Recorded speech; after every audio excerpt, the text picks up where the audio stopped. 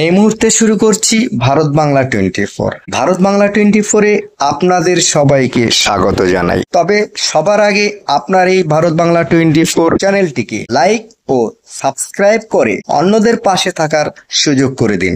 উপরাষ্ট্রপতি নির্বাচনকে ঘিরে উত্তপ্ত দেশের রাজনৈতিক মহল। বিরোধীদের প্রার্থী বি সুদর্শন রেড্ডির সালোয়া জুলুম মামলায় তার একটি রায় নিয়ে বিতর্ক তৈরি হয়েছে। কেন্দ্রীয় স্বরাষ্ট্রমন্ত্রী অমিত শাহ ওই রায়কে নকশালবাদকে সমর্থন বলে কটাক্ষ করেছিলেন। আর এই মন্তব্যের পর 18 জন প্রাক্তন বিচারপতি শাহের মন্তব্যের নিন্দা করেন এবং সেটিকে দুর্ভাগ্যজনক বলে আখ্যা দিয়েছেন। এবার পাল্টা 56 জন অবসরপ্রাপ্ত বিচারপতি খোলা চিঠি লিখে অমিত শাহের পাশে দাঁড়ালেন। এতে তারা 18 জন বিচারপতির সমালোচনা করে বলেন, দেশের একজন প্রাক্তন বিচারপতি হিসেবে আমরা গভীর উদ্বেগ প্রকাশ করছি। একটি নির্দিষ্ট রাজনৈতিক ঘটনার সময় কিছু অবসরপ্রাপ্ত বিচারপতি ও আন্দোলনকারীরা প্রায়ই এ ধরনের বিবৃতি দেন। তারা বিচার বিভাগের স্বাধীনতার আড়ালে নিজেদের রাজনৈতিক উদ্দেশ্যকে চরিতার্থ করার চেষ্টা করেন। চিঠিতে আরো বলা হয়, যখন একজন প্রাক্তন বিচারপতি উপরাষ্ট্রপতি পদের মতো একটি রাজনৈতিক লড়াইয়ে যোগ দেন, তখন তিনি নিজেকে রাজনৈতিক ময়দানে নামিয়ে আনেন। এক্ষেত্রে তাকে অন্য একজন প্রার্থীর মতোই রাজনৈতিক বিতর্কের সম্মুখীন হতে হবে। এর বিরুদ্ধে কোনো কথা বলার মানে হলো গণতান্ত্রিক বিতর্ককে দমন করা এবং রাজনৈতিক সুবিধার জন্য বিচার বিভাগের স্বাধীনতার অপব্যবহার করা। 56 জন বিচারপতির মতে একজন রাজনৈতিক প্রার্থীর সমালোচনাকে বিচার বিভাগের স্বাধীনতার উপর আক্রমণ বলে মনে করা উচিত নয়। যখন প্রাক্তন বিচারপতিরা বারবার পক্ষপাতদুষ্ট বিবৃতি দেন, তখন বিচার বিভাগের সম্মান ক্ষুণ্ণ হয়। এর ফলে সমগ্র বিচারক সমাজকে পক্ষপাতদুষ্ট বলে মনে করার ভুল ধারণা তৈরি হয়, যা বিচার ব্যবস্থা ও গণতন্ত্রের জন্য ক্ষতিকর। তারা তাদের প্রাক্তন সহকর্মীদের প্রতি আহ্বান জানিয়েছেন, রাজনৈতিকভাবে উদ্দেশ্য প্রণোদিত বিবৃতি থেকে নিজেদের দূরে রাখুন। যারা রাজনীতিতে প্রবেশ করেছেন তাদের সেই ময়দানেই নিজেদের রক্ষা করতে দিন।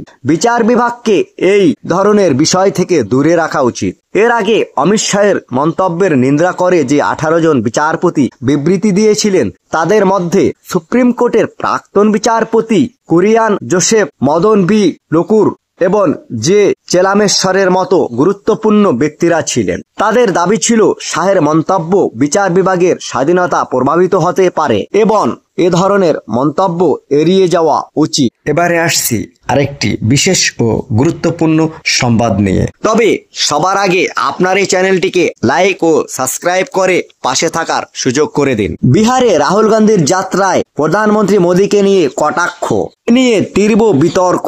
বিহারের ধারভাঙ্গায় কংগ্রেসের ভোট অধিকার যাত্রা চলাকালীন বিতর্ক তৈরি হয়েছে। অভিযোগ উঠেছে, রাহুল গান্ধীর নেতৃত্বে আয়োজিত এই কর্মসূচির একটি মঞ্চ থেকে প্রধানমন্ত্রী নরেন্দ্র মোদীর বিরুদ্ধে আপত্তিকর স্লোগান দেওয়া হয়েছে।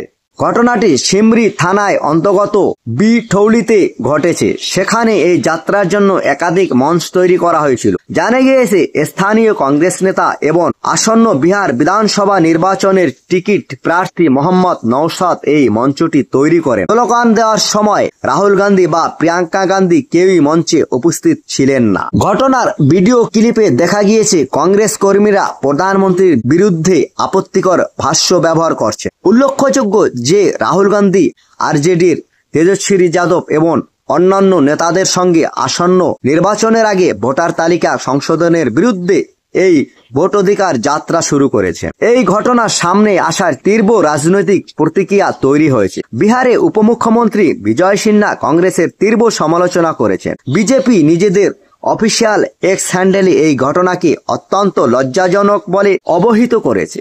বিজেপির পোস্ট অনুযায়ী রাহুল গান্ধী এবং তেজস্বী যাদবের যাত্রা মঞ্চ থেকে প্রধানমন্ত্রী শ্রী নরেন্দ্র মোদীর প্রয়াত মায়ের প্রতি অত্যন্ত অভদ্র ভাষ্য ব্যবহার করা হয়েছে। রাজনীতিতে এমন অভদ্র আগে কখনো দেখা যায়নি। এই যাত্রা অপমান ঘৃণার সমস্ত সীমা অতিক্রম করেছে।